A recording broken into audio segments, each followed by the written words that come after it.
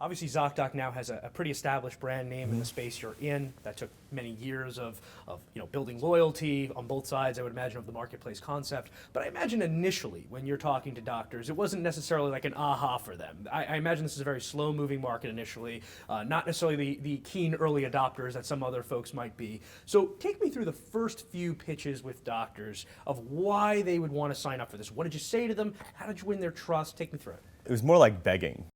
So one of my jobs is to make sure early on that we had enough doctors to fill up the scroll bar on our website.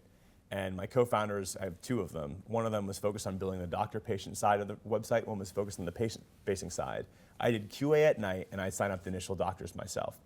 And I remember I went in, we didn't even have sort of a beautifully designed wireframe. I went in with a PowerPoint page that I had created myself in PowerPoint with PowerPoint objects to look like a web page. I'm like, this is what we're talking about.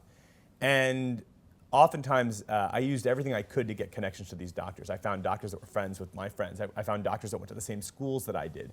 And 90% of the time, they were not interested in speaking with me. They didn't get back to me, et cetera. But 10% of the time, they would. And literally, I just refused to give up. And I think during that process, I received probably I'm guessing 1,000 times to get the first 10 doctors on ZocDoc, and I just didn't give up. I kept going back. Numerous times I was escorted out of doctors' offices with security. This happened 3 times.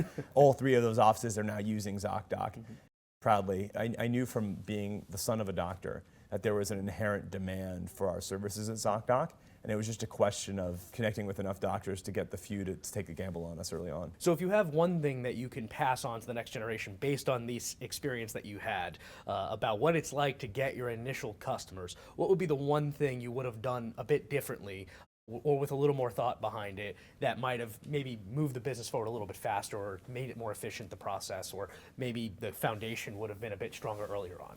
So one of the things that's sort of evolved in ZocDoc is we do a very good job now of predicting where there's patient demand for our doctors.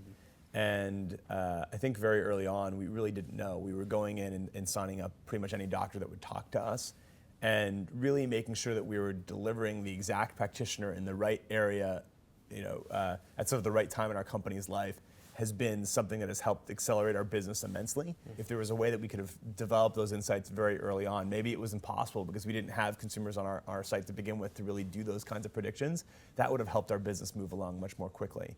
So really making sure that the first sets of customers are the right customers for you, not just any customer, perhaps could have resulted in our business growing faster at the onset.